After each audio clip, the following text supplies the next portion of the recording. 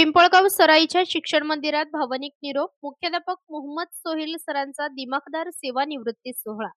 जिल्हा परिषद उर्दू उच्च प्राथमिक शाळा पिंपळगाव सराई येथे शाळेचे कर्तव्यदक्ष मुख्याध्यापक मोहम्मद सोहेल मोहम्मद खलील सौदागर सर यांचा सेवानिवृत्ती सोहळा मोठ्या उत्साहात आणि भावनिक वातावरणात पार पडला.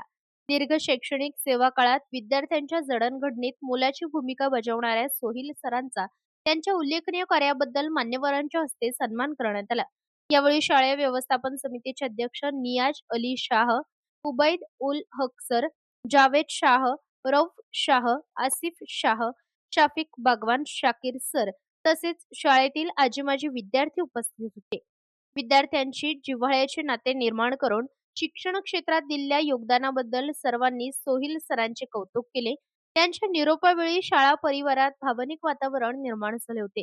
ज्ञानदानाची अखंड सेवा करणाऱ्या मोहम्मद सोहेल सरांना पुढील आयुष्यासाठी सर्वांनी मनःपूर्वक शुभेच्छा देत त्यांच्या कार्याला सलाम केला. पोलीस टाइम्स मराठी न्यूजसाठी संपादक जावेद शाह.